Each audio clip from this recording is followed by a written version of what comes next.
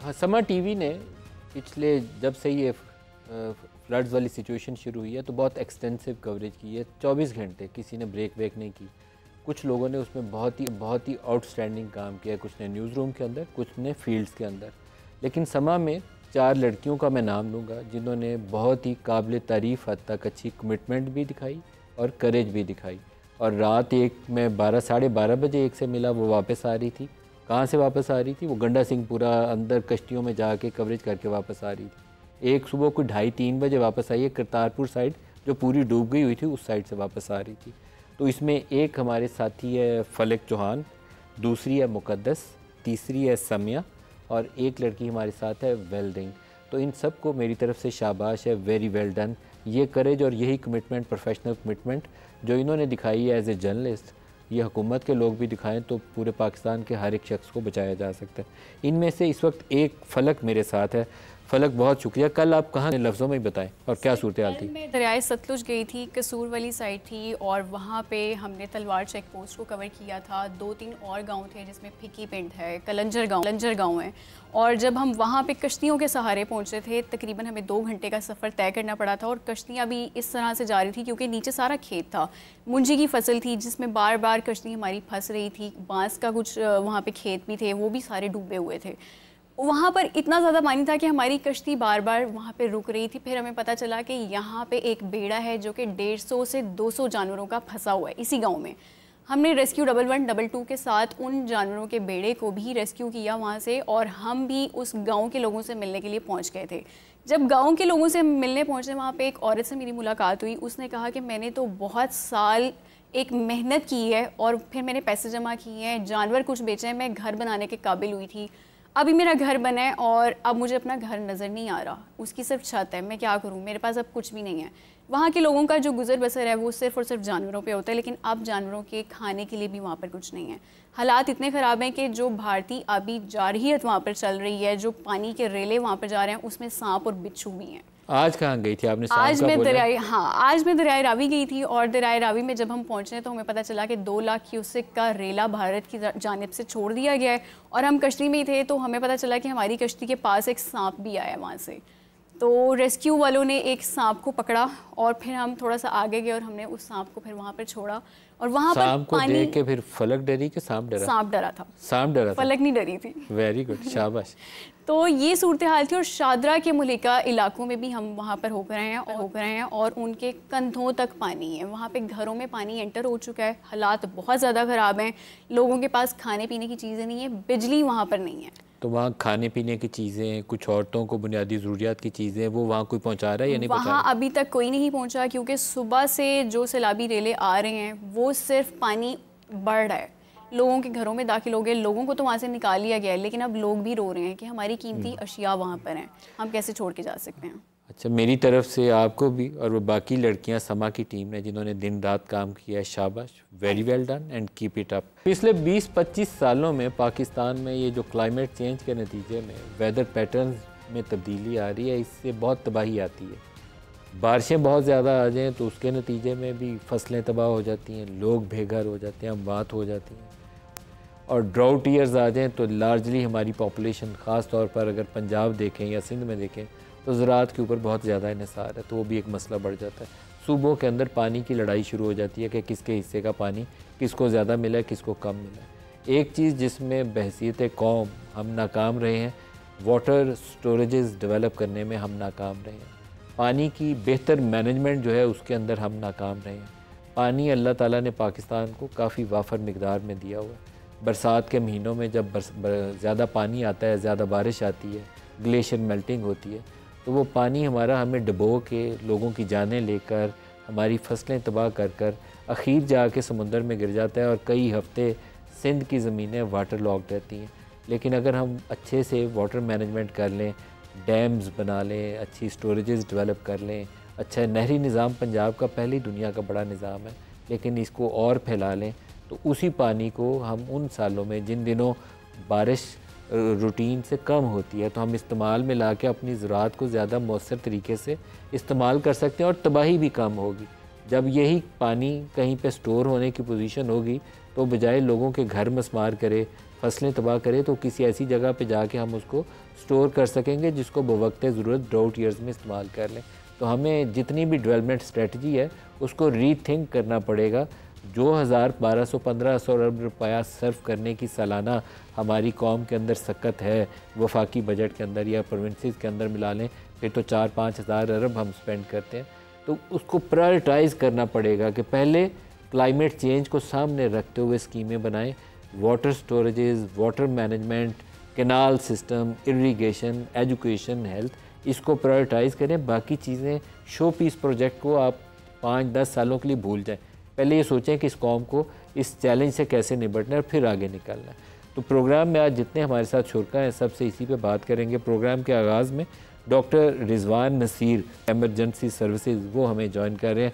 Doctor Rizwan साहब, बहुत शुक्रिया आप हमारे साथ शामिल हो रहे हैं। सर, बहुत से लोग बेघर हुए हैं, कईयों की जानें गई हैं, पानी अनप्रेसिडेंटेड है जो वाटर फ्लोज आ रहे हैं। सुपर फ्लड जो हमने देखे थे 2010-11 में या वो 22 वाले, उससे मिलती जुलती शक्ल नज़र आती है। क्या सूरत हाल है, कुछ आप अपने लफ्ज़ों में बता दें। जी, मैं यहाँ पे इस वक्त आज ये जो अभी फ्लड वार्निंग आई इंडिया से, तो इमीडिएटली वो भी और उससे पहले जो हमारा सतलुज का भी जो ऑपरेशन चल रहा था उसके अंदर जो बहुत अच्छी चीज रही, बड़ी क्लियर हदायत थी पंजाब की और जो कैबिनेट मीटिंग हुई उसके अंदर बड़ा क्लियर डिसीजन था कि जी इन सब लोगों को वहां से हम निकाल लेंगे। तो वो निकालने का जो as a result of that the district administration, police और सब ने, इमरजेंसी सर्विस ने मिलकर, हमने जो पहला था वो ये था कि हम जितनी जिंदगियां बचा सकते हैं इनको इस एरिया से जो है वो निकाल दें। अब तक हम आज भी जिस तरह से कर रहे हैं 58,000 से ज्यादा लोगों को हमने इवैक्यूएट किया और इसी तरह से को 9,600 को 10,000 के करीब जो है वो हमने लोगों को ट्रांसपोर्ट भी किया है just because of timely evacuation.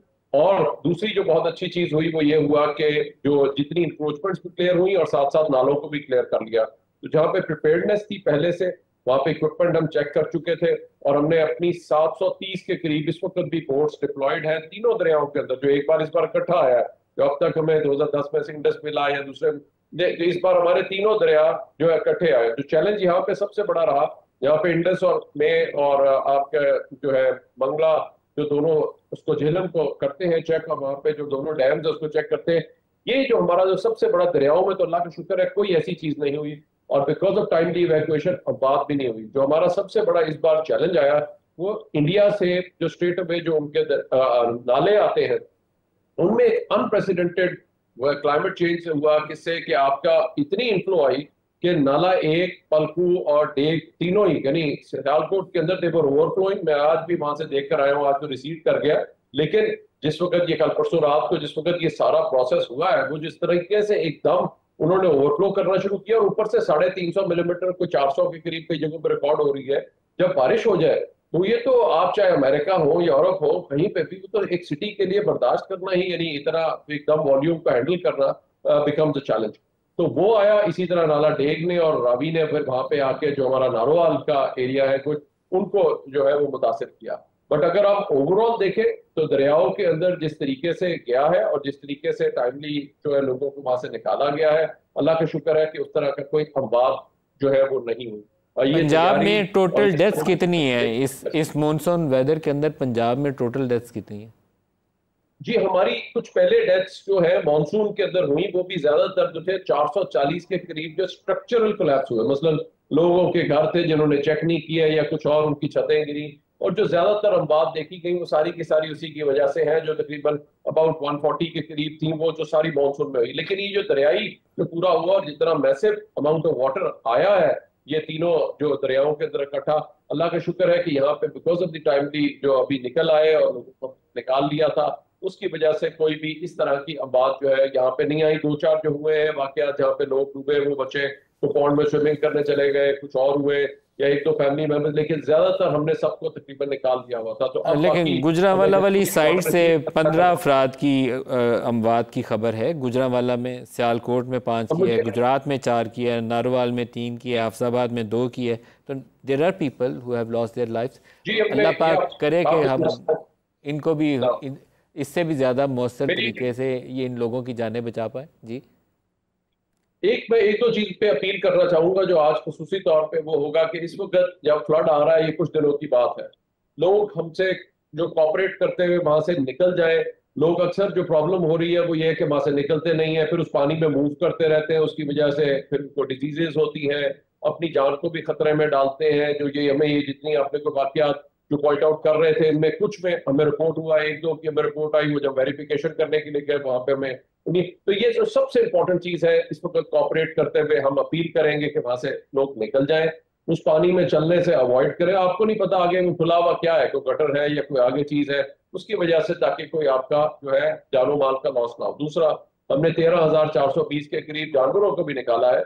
अब इस दरियाई जो है उससे वहां से निकाल के, चाहे नाले का कोर्स है या दरिया का, तो वहां से निकाल के कुछ अरसे के लिए अगर थोड़ा सा साइड पे चले जाए सेफ एरिया में, ये जैसे ही कुछ दिनों की बात है, जो आखिरी स्पेल 1 या 2 स्पेल्स आते हैं और हफ्ते 10 दिन में तो ये सिलसिला क्लियर हो जाता है, तो then they can move back. नाले तो फौरन चलते हैं और बहुत स्पीड से आते हैं, उसके बाद वो ड्राई हो जाते हैं। दरियाओं में भी ये पैटर्न जो है। डॉक्टर रिजवान, एक लास्ट आपसे पूछ लूँ, बहुत सारी औरतें, बच्चियाँ, प्रेग्नेंट मदर्स, वो ऐसी सूरत हाल में होती हैं कि उनको हेल्प चाहिए होती है, दूध पिलाने वाली माएँ हैं, सैनिटेशन बैग्स चाहिए होते हैं। लास्ट टाइम फ्लड्स में हम गए थे सिंध वाली साइड पे, तो सबसे बड़ा इशू वो हमें यही नज़र आया था। इसको ऑन एयर लोग ज़्यादा डिस्कस भी नहीं करते, लेकिन ये एक रियल चैलेंज है जो हर घर की, हर फैमिली की ज़रूरत होता है। तो वो बैठ तो जाएंगे किसी जगह पे, लेकिन क्या ये चीज़ें, ये सहूलतें आप उन लोगों को पहुँचाएँगे? जी, हमने जी तकरीबन अभी भी हम तकरीबन 150 के करीब डेली केसेस हैं जिनको हम डिलीवरी के जो डेली रूटीन में भी हम शिफ्ट करते हैं। और अभी भी जहाँ पे भी है, वहाँ पे जहाँ पे भी हमें आ रहा है, चाहे डे एंड नाइट हम ऑपरेशन कर रहे हैं।